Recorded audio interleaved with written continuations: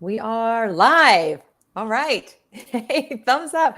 Hey, everybody. Welcome to a special episode of Thrive O'Clock, Thrive in EDU, whatever you want to call it by, here on Monday, June 20th. And I am excited. It's been a little bit of a while. It's been a little while, I should say. It's been a little bit, or it's been a little while since we've had one of these chats. But if you're wondering, what we're going to talk about tonight, I am joined by two amazing educators who are contributors to my most recent book, which I'm going to hold up right here, Things I Wish. It is a ... new. And if you're not familiar with this book, you're going to learn about it in this half an hour that we spend here with you. And if you have questions, if you have friends that you think, yeah, they should tune in to listen to learn about this book, please retweet, comment, engage with us, ask us questions. I'll be sharing the links of where you can get your copies of this book because you don't want to miss out on it. And before I dive into introductions, I do want to say one other thing about some of our friends. There are a lot of books out there, right? I mean, there are so many books for educators. I've written a couple of books in the last couple of years. And the first one that I wrote, well, it's not nearby, but in other words, it wasn't just my story. It was my story. And I had guest chapters, I had vignettes, I had students that wrote a chapter, and I loved bringing all those voices together. And that for me was exciting to like tell the stories of others. So this book, which we're going to talk about, I love because it brings, including myself, 50 educator voices. But I do want to give two shout outs first before we start talking about this and we introduce you both.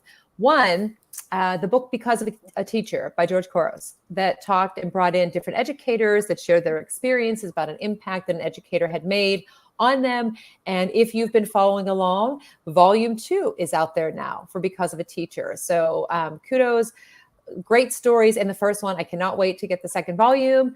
And I would feel so terrible about myself right now if I didn't give a shout out to the amazing Lainey Rowell, who has her book Evolving with Gratitude, which I am almost finished reading. I have like 5 more pages left. And again, both of those, actually all 3 of those books bring in different educator stories, experiences, backgrounds, years in education.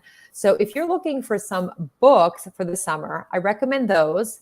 And of course, I recommend my own. But the point between all of them is the importance of sharing stories. So I didn't want to start talking about like, oh, go get my book without saying like, people that are trying to share stories, it's key. And I've read something in Lainey's book today about being vulnerable. And when you're expressing gratitude, even you're being vulnerable. And there's so much vulnerability brought out in this book. And we'll share some stories here with you today. So that's enough about me. So anybody who's joining in, I am Rachelle Poth, and I have 2 great guests with me today. And I'm thankful for them taking the time to join in. So I could go alphabetically, but not going to do that this time because Andrew, I feel like I make you go first all the time. I call on you all the time. So I'm going to toss it over to Bridget to introduce. And Bridget, let us know like where you're joining from, your experience, anything you want to share with us for us to get to know you. All right. Well, thanks for having me. First of all, glad to be here. I'm Bridget Gengler. I'm in California, Southern California. I work for a large urban school district, been over 25 years teaching at the elementary level. I've taught 2nd through 5th grade, primarily gifted students to general education to bilingual. This past year I was teaching 4th grade. This next year I'm going to actually be moving into a new position, which is it's called a co-collaborative teaching position where I'm going to be teaching with another teacher, and we have general education and students with IEPs and special education mainstreamed into the class for a full day. So that will be a new experience for me, and I'm very excited about that. It's something our district's been piloting for a few years, and that'll be at the 3rd grade level. And I also have been blogging with the Teach Better team, started this year, and just started a series called Teaching with Joy, and where I talk about how thinking about the small moments that bring us joy within our days as we're teaching, because as we know as educators, this is a tough and challenging job, especially these past couple of years. Yeah. And I'm also working on a children's book and publishing with Jillian Du Bois, and hopefully that'll be out at the end of the year. So that's awesome. And when you were speaking about joy, it's probably no coincidence that I thought of Jillian right. because Imparted Joy, and she has the books. And there was a funny story about, we had her on, Mel and I had her on to talk with us on our Thrive O'Clock one time. And I had ordered her book, Lives Seashells, and I kept it to like, Amazon said it was being delivered. I was going to have the big reveal and open the book. And I opened the book, and it's some book about 7 habits, essential habits of like saving or retirement or something like that from like 1989. I'm like, Amazon, this is so not the right book. But I did think about Jillian, and just even on a daily basis. I mean, she is sharing so much, her own experiences, but she creates these graphics. She's got her own publishing that she's been doing and helping other people to tell their stories too. So I love that. And I think that's a reason that, you know, we connect so well too, is because like, that's what motivates me. And I know that's what motivates her. So congratulations to you. Lots of authors here today. And speaking of authors, going to kick it over to another author, Andrew. I feel like people may know who you are, but you know, just gonna say. And before that, Melody says, "Yay, Bridget!" And shout out to Lainey. All right, sorry, Andrew. Back to you. No, at first I would agree too, and saying like yay to Bridget and good on you for telling your story and get invested in sharing that through the children's book avenue. And it's great to get a chance to meet you on today's conversation.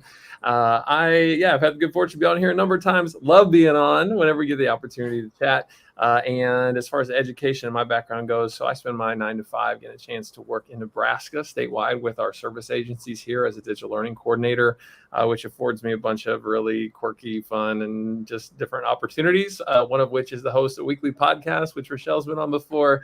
And I'll also give a shout out to Lainey, we're gonna record tomorrow a little bit about her book. And so you can check us out on the Good Life EDU podcast. The Good Life's our Nebraska motto. So that's where that comes from. But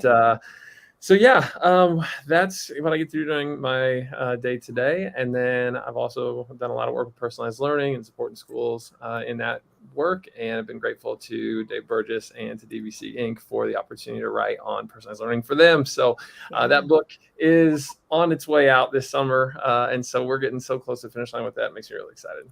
Now, do you have like a proof copy at all yet? I do. Yeah. We just haven't got to the point where we're sending that out for endorsements or anything. But because I was going to say, like, you know, we like, it's like show and tell, just saying, like to grab things. We can play that Zoom game. But that's awesome. I'm so happy. I can't wait to get a copy of your book as well. And I had a chance to see Dave last week at Breckenridge at the INEDCO conference, which for anybody who, I mean, I'm from Pittsburgh, Pennsylvania, there's another Pittsburgh that's way closer, but had a chance to go out there to that conference and see Dave and see Alice and see some other friends. But it was just great to have conversations and be back in person. You know, like hearing stories and even Dave's experience. If anybody has ever had the opportunity to hear Dave keynote and listen to like his experience as a teacher and just, you know, getting to know people it's a different thing when you read about it and you can relate to it. And you're like, oh yeah, I've had that experience. Reading Lainey's book and thinking about the gratitude, even just this morning, because that's how I start my days, with reading. And so I'm on her book right now. And I don't know what's up next, but there's a big stack of them. But then being able to see the person in person, or like we are right now, and hear them talk about the story. And it does make you vulnerable, but it also adds that authenticity to it. So people can think like, yeah, you know, I have to show, like, you have these people who inspire you, and you know, you make yourself vulnerable, but you never know who it's going to help. And I've had colleagues, and I say colleagues because that's not specific to my school, but I've had them say, you know, I'm not cut out for education. I'm too weird. I'm too different. I'm like, everybody is weird. Everybody is different. We have our own quirks, and it doesn't get easier with time. Whether you're just, you know, your first year, you go and you're super energetic and you keep changing things. I'm in Bridget's like ballpark of years in education. I'm not going to say how long, but it doesn't get easier. I mean, there are some things about it that feel easier, I think, because you get into the flow of it. but there's challenges all the time. And it's books like these, the Because of a Teacher, the Gratitude, my books, a couple of my books, the ones that are like less about me and more about other stories, are far more interesting because you can just pick it up and read it and something's going to click with you. And it might just be that one thing somebody needs to hear. And tying back to Dave Burgess, that the one colleague that said that to me, I sent him a message. I'm like, Dave, I need to get a signed copy of Teach Like a Pirate because I have this person, they need to read it. How can I order one that you can sign and send to me? And he's like, no, he just did it, signed it, put a personal message for her. I wrapped it up, took it in, and it made a huge difference. So anyway, just saying that. And speaking of great educators, a law professor who, had it not been for him and what he taught me about the relationship, and I've written about him in almost every book, I think, Bruce Ankoviak, who had inspired me through law school. I got to see the role of a teacher and a student relationship differently, the struggles, the challenges, the importance of making time for students. And so that I'm so thankful that he is joining in right now, because he actually just sent me a message the other day when I was flying back from Colorado. He's like, what adventures are you on now? I'm like, yeah, I'm actually sitting in the airport. So thank you for tuning in. And I'll be seeing him soon at a law seminar because I got to keep that up. So anyway, we have already been talking for about 10 minutes. And so we're going to dive right in and focus being, telling our stories, things I wish. And I'll say, if anybody's like, what's up with that title? Well, originally my idea it came up because I have a list of things that happened in my classroom, interactions with students, questions, activities, things that we did in our classroom. How many times I would say, gosh, I wish I knew that when I started teaching 5 years ago. I wish I knew that this morning, anything like that. Or before teaching, like, this is what I wish I knew about teaching. But then I felt that was too narrow. So then I opened it up to things I wish, and anybody could fill it in. So the book has things I wish administrators knew, parents knew, students knew, the school community knew. Melissa Hayes wrote things I wish I knew before teaching in a pandemic, which is a lot of great insight in there. I mean, things like, it's very nice to be able to teach in your sweatpants, or how convenient it is to go to your refrigerator and get a snack, but also about how some of the challenges, like what the challenges were for us and continue to be. So with us here today, and anybody who's joining in, and it doesn't have to be what you wrote about in the book, but what is something that you wish others knew about education? That's for you, Andrew and Bridget, but that's also for anybody who's joining in now or later when you watch the recording. And I'm not going to pick on either one of you, but off the top of your head, you're like, gosh, I wish somebody knew. Well, I think for me, it's going back to what I wrote in the book, which was relationships and connections. I think that, when I started teaching, I kept getting advice from people saying, you don't smile until after December, and so I took that and I would do that in those first 10 years or so. And then I realized there's some disconnect. Why is it that I don't feel as connected to these children as much as I could be, and where I could probably see a lot of growth? And so I started to change that. And I realized that. And then also just from learning from other educators, as I joined Twitter and just started hearing different stories about how relationships are so pertinent and so vital. And I think that was one of the things I know in your story, Rachelle, when you started in the beginning of the book, that was something you touched upon as well. It's just making those connections. And for me, I think that it's essential and it's vital, and it's something that we needs to happen. And I know I've seen my success of my students with the more that I connect with them and know about them, and the more they know about me.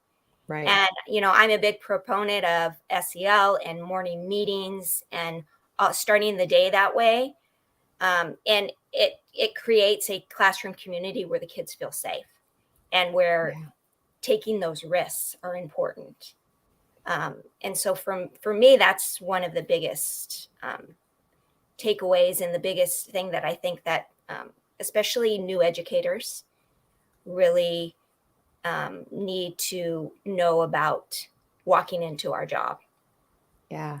And I was walking, I don't know how many years ago this was, but I remember walking through my neighborhood. I was working on a blog because a lot of times when I do that, I got document open or an email and I'm just voice the text. And then when I come back, I'm like, oh my gosh, 2,000 words. And what was I saying here? But I had this like revelation, I guess, that I thought, my preparation for going into education is completely different than what it is today. The programs that are out there for pre-service teachers in the schools, and a lot of my friends work with pre-service teachers, teacher candidates, it's unreal what they have them go through. They teach them about being part of a PLN and making, connections and getting involved in Twitter chats. Like how many times you see on Twitter, there's some like interesting hashtag with like a course number or something, and they're diving into it. But I realized that like all of that preparation, whenever you get into your classroom, it's like whatever you've learned, like all of that, I mean, it matters, but it doesn't matter because it doesn't prepare you for what you're going to walk into on that first day. And it totally stops being about you. It's about all of them in that classroom space and getting to know them. And I knew that at the beginning, and then I kind of like lost along the way because I would hear those things like, don't smile until Thanksgiving. And, kids would say, hey, how was your weekend? What'd you do? I'm like, no, we can't talk about that. It's too personal, like very little pictures in my room, maybe of a cat or something. What a surprise. But Andrew, yeah, I'm still getting the call. How many cats do you have from the students? But like that was pre-law school. And then when I went to law school and going through and seeing, the time that was being made where like you have law professors who are tremendously busy. They're running a law practice and they're teaching, and they stop everything that they're doing to get to know you. And when they're teaching, they're teaching and speaking about like personal experiences, good, bad, everything in between. And it really, I saw it in a new light. And so that transcended into my own classroom. And then the kids kind of, pushed me into that direction too, which I wrote about in the book, where I was like, no, we're going to speak Spanish. Like, no, we want to talk about the weekend. I'm like, no, we're going to speak Spanish. They're like, no, how many cats do you have? But it does make a difference. And when you get to see their growth, like I'm fortunate, whether or not students agree, I'm the only Spanish teacher. So if they continue, I have them year after year and even potentially in 8th grade. So I get to see that growth over time, build those relationships. Mm-hmm. And I have some students who just graduated this year that I still joke with them, like, remember that day you walked in 8th grade, you didn't know I was in the back of the room, and you go, this class is so boring. I go, yeah. And they're like, you still going to remind me of that? I said, yeah. I said, it's just, I don't know. I'm not holding it against you. And, I didn't really mean it. I was just tired because it was after lunch. It was my SEAM Emerging Technology course. And I'm like, how could this class be boring? We're doing augmented virtual reality. Like, come on.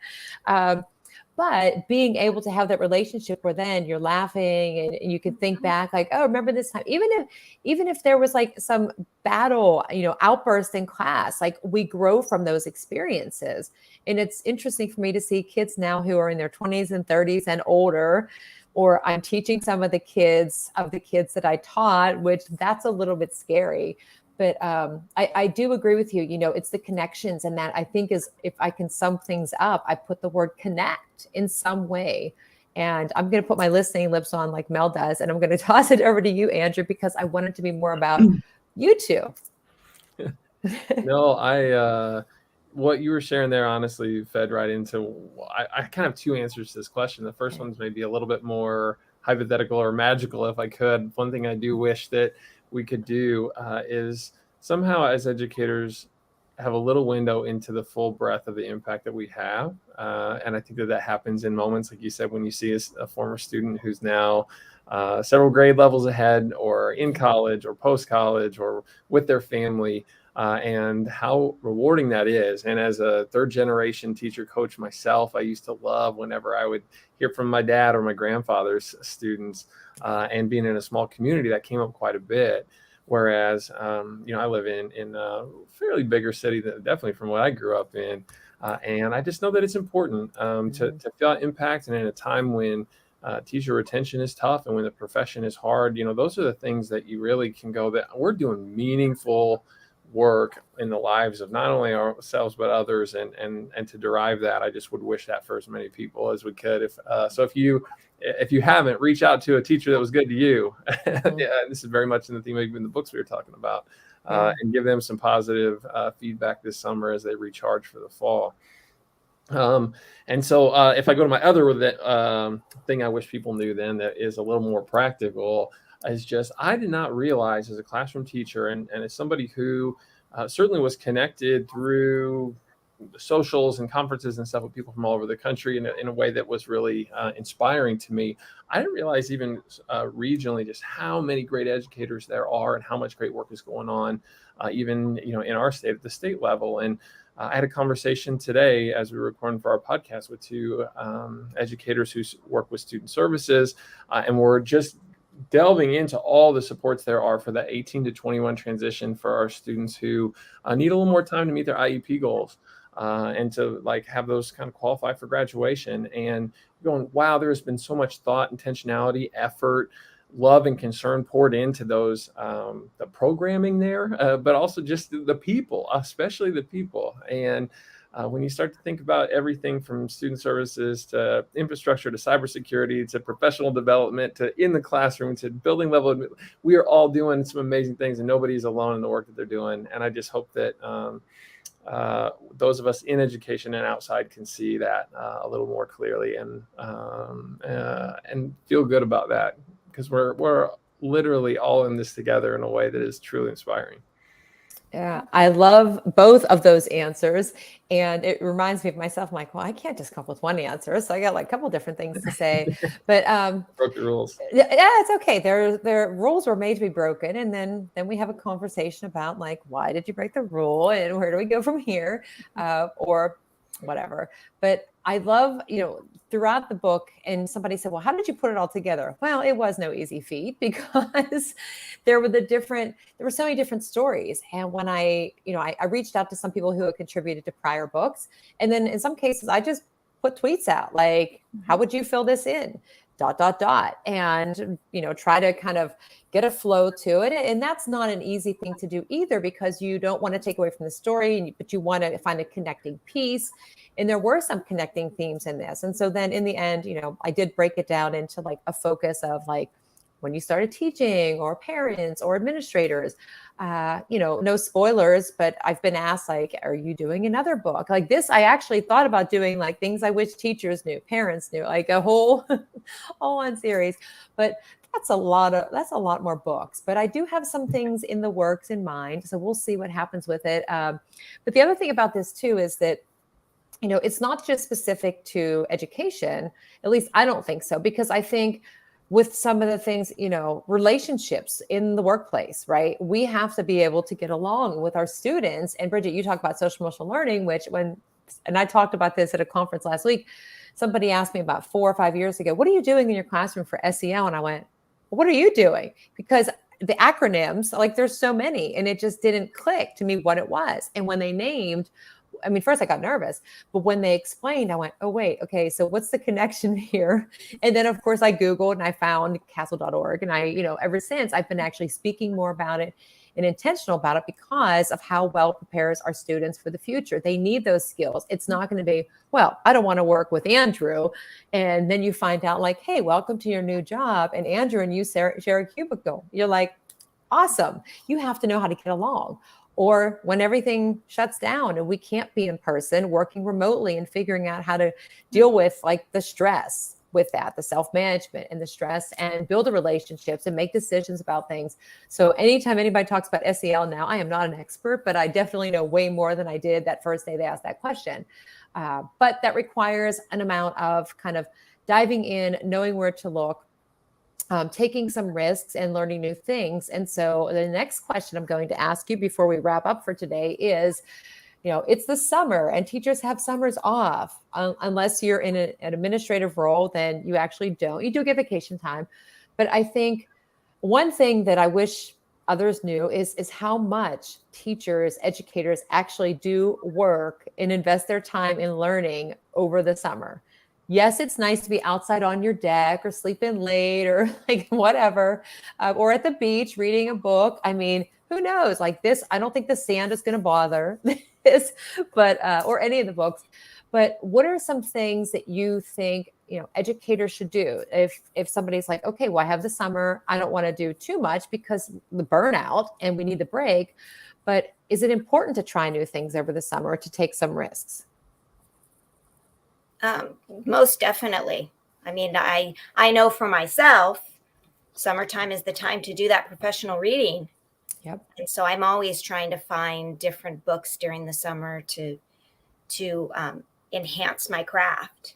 And, Twitter is a great place to go and find different suggestions on books to read. Sometimes there's Twitter chats. I know, last year, Meredith Johnson had different books that she was featuring every month. And I know that I joined in on a few of those. And so that professional reading, just finding, and it can just recommendations from different people as to what books can help us to enhance our craft. Also on one thing on Twitter is, last year I found tons of different conferences that were just that were online. Right. That were just little workshops that I could join in on and learn some new things, new technology. Yeah. So, yes, learning new things, taking risks, even at an educator who's, been teaching for over 25 years, like myself. Yeah. I constantly want to be growing because things change. Things are evolving. And I think it's important for us as educators to keep learning. Yep. I could not agree more. And a shout out to Meredith Johnson, who is amazing and so supportive of educators, and that chat every Sunday night that she had, and her website with books and recommendations and everything. So it also, I dropped Andrew's podcast down there too, if you want to check it out. Podcast, that's learning. It doesn't have to be that it's in, you're sitting down at a conference. It's a Twitter chat. It's listening to us talk and get ideas right now, even though we're having fun too in the mix. But it's just everybody can find some different way to learn that's focused on your schedule and what your interests are. But you just have to kind of put yourself out there. How about you, Andrew? Well, I certainly want to echo everything that Bridget said, and I want to encourage everyone to pick up something to read that's pertaining to education this summer and to take part in chats, etc. I am referencing for the third time now, so I realize that's the case. But on the podcast last summer, Tara Martin and I actually talked a little bit about this, and we had a conversation around, can professional development look like learning about things outside of education and pushing yourself outside of some of those maybe familiar pursuits that we think of when we think of our professional learning. And absolutely, right? There is something to be said for what it means to, and I think, Rachelle, your earlier story alludes to this, right? Like going back to being a beginner again, or a student again, or failing it forward through something that is new to you and the lessons that are learned from that. Or sometimes it's in listening to a new band, right? And then all of a sudden you love their music, and then you connect with that one student when you play it in class one day and they're like, oh my gosh, you love them too. Yes. And there's these little moments that kind of can come out of broadening our horizons and what we expose ourselves to that can feed back into how the analogies we share in the classroom. There are direct correlations to the work that we do. But it's just important to make sure that you're always learning and always growing in some way, shape, or form. Absolutely. And, we have like 2-ish minutes left. So I have to share some of the things that I've been working on and I might share more tomorrow, but I'm excited about these for ISTE. If anybody is going and that you're watching now, let us know. Would love to see you there. You'll see me on my roller skates speeding around through. Roller skates. I'm kidding. I might need them, but I did like coding and STEAM, right? In the book, people wrote about taking risks and project-based learning. And for many teachers, you might say, well, I'm just a Spanish teacher. I'm just a 4th grade teacher. I can't do those things. We have to, the STEM skills that students need, the coding, all of those, we can learn. We don't have to be the expert. So I'm going to just share with you, first thing, if you can see, it's decorated as a bunny. This is the Tailbot Pro. And it's good for kids ages 3 and up to learn to code. And if I can figure it out, my students were like, do you know what you're doing? I'm like, I'm just pushing buttons, and you can actually record your voice. So if you are a younger elementary teacher, you have kids and you're like, I really want them to start to understand what coding is about. I would recommend checking this out because you can dress it up as a plane, the bunny, or a police car. But it's a lot of fun, whether you're 3 or whether you're my age or anywhere in between. My students were like, can we please go play with that robot? I'm like, absolutely. And then one before I forget, the formative chat is going to start, and they are Pick My Kid as the guest moderator tonight with Erica from Pick My Kid, and they're giving away a couple copies of this. So, hey, if you've been tuning in and you're thinking, gee, how could I connect? You can listen to the advice from Bridget and Andrew and dive over there. You'll see I'm probably already tweeting, but thank you, TweetDeck, for that one. And then the only other thing is, and I'm going to put this on the ticker at the bottom. I don't know if any of you have used Kaltura for virtual classrooms, meetings, everything. I've been working with that because we know there's so many options out there. And it's kind of funny because I'll be sitting at my computer working on a presentation and it pops up on my screen to see if I want to record like a quick screen capture. So for students, if they're like, hey, Ms. Foth, I don't understand this verb conjugation. And you find that you're repeating something over and over, like, bam, create it, put questions in it. So those are the things I've been working on most recently and taking some risks, especially with the videos, right? Because we're putting ourselves out there and you can make them public for other educators to use. So I'm just saying, find something interesting to do, to try for the summer. Maybe it's reading a book. I don't know if I should have grabbed Laney's and the Because of a Teacher since I mentioned those, but find something you're interested in. If you're not sure where to go, there's plenty of, chats that are happening. There's book studies on Boxer. There's groups on Facebook, the Thriving EDU community. Melody and I will be live tomorrow night, special edition. You don't want to miss this one, is all I have to say. And because we're gonna have some fun and some guests and talk about ISTE, which is coming up next week. So since we've taken up our time, I said it would go fast. Any last words from you, Andrew or Bridget? Have a great summer. It's always fun to be on the show. Yes, thank you. Yeah, and we will see you for another book chat about things I wish in July, and hopefully catch some of you in the formative chat, which has been happening, and I better get over to that. So thanks for joining in. Thanks for checking out the recording, for picking up a copy of the book if you are so interested in that.